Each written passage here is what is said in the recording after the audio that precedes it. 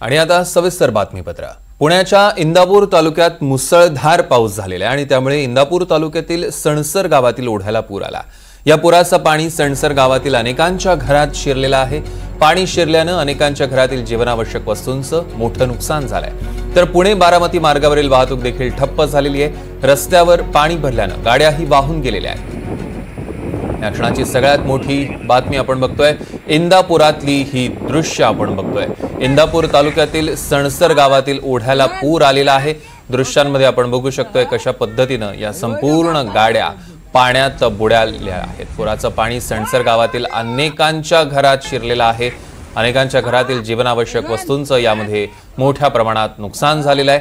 तर पुणे बारामती मार्गावरील वाहतूक ठप्प झालेली आहे। रस्त्यावर पाणी साचल्यानं गाड्या अक्षरशः वाहून गेल्या आहेत। दृश्यांमध्ये आपण बघू शकतोय कशा पद्धतीनं इंदापुरात पाणी भरलेलं आहे। देविदास राखुंडे आपले प्रतिनिधी आपल्या सोबत थेट जोडले गेलेत। त्यांच्याकडनं आत्ताची परिस्थिती आपण जाणून घेणार आहोत। देविदास,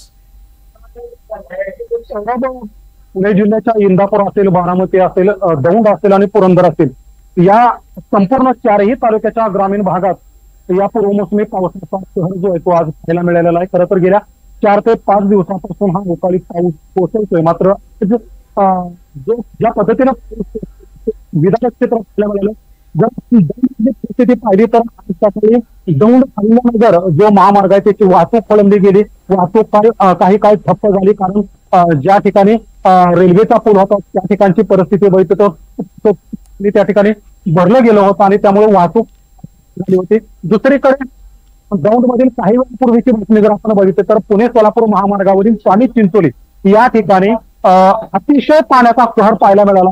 मोठ्या वेगानं पाणी यात होतं। एवढ्या वेगाने की एक इनोवा कार देखील या पावसाच्या पाण्यामध्ये वाहून गेली। सुदैवानं या घटनेमध्ये कोणतीही जीवितहानी झाली नसली तरी कारचं नुकसान झालंय, ती पाण्यात वाहून गेली। दुसऱ्या बाजूने जर आपण बघितलं तर बारामतीमध्ये जी नीरा नदी आहे, खरं तर इतिहासात पहिल्यांदाच मेच्या महिन्यामध्ये ही नीरा नदी भरून वाहिलेली पाहायला मिळालेली आहे। प्रशासनानं सतर्कतेचा इशारा नदीकाठच्या गावांना दिलेला आहे। एवढा पाऊस बारामती तालुक्यातील परिसरामध्ये देखील झालेला आहे की मे मध्येच नीरा नदीचं पात्र हे दुथडी भरून वाहू लागल्याचं आपल्याला पाहायला मिळालं। पुढे इंदापूरचा भाग जर आपण बघितला तर इंदापूरमधील गावात जो ओढा जातोय त्या ओढ्याला महापूर आल्याचं पाहायला मिळालं। या ओढ्याचं पाणी संतर गावामध्ये तेवढं शिरलं गेलं। अक्षरशः संतर गाव जे आहे ते पाण्यात गेल्यासारखी परिस्थिती त्या ठिकाणी पाहायला मिळाली।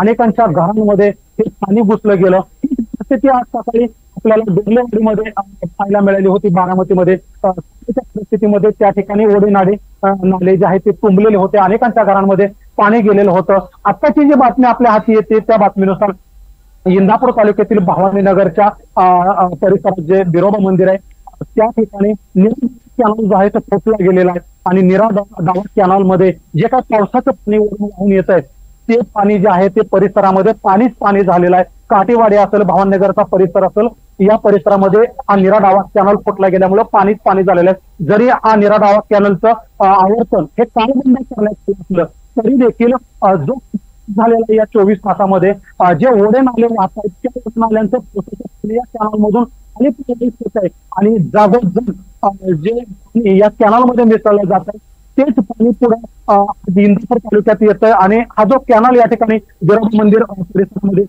घुसून गेलाय त्यामुळे परिणामी पालखी महामार्ग जो आहे जो बारामतीमधून इंदापूरकडे येतो त्या महामार्गावरील वाहतूक जी आहे ती काही काळ केलेली आहे। इंदापूर शहराची परिस्थिती बघितली, इंदापूर शहरातून जाणारा पुणे सोलापूर जुना मार्ग जो इंदापूर शहराच्या बाहेर टेंभुर्णा नाक्यापासून पुढे देशपांडे म्हणजे महात्मा फुले चौक या ठिकाणी बाहेर जाऊन मिळतो।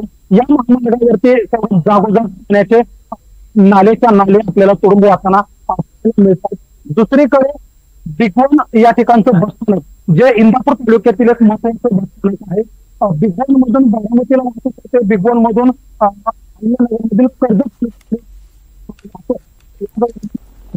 दिशेने जाणारे आणि पुण्याच्या दिशेने जाणारे प्रवासी या ठिकाणी असतात। एक मोठं रहदारीचं शहर म्हणून बिगवन ओळखलं जातं। अक्षरशः बिगवन शहर जन्म झाल्याचं आपल्याला पाहायला मिळालं।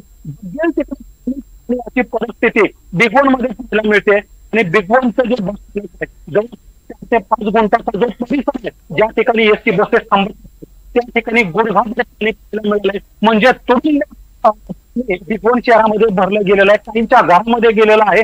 तर काही लोक गावातील हे घुसलेलं पाणी बाहेर काढण्याचा प्रयत्न करतात. म्हणजे चिंब असं भिगवण शहर झालेलं आहे. इंदापूरमध्ये तीच परिस्थिती आहे, बारामतीमध्ये तीच परिस्थिती आहे, मध्ये तीच परिस्थिती आहे. म्हणजे कुठेही जागा सोडलेली नाही.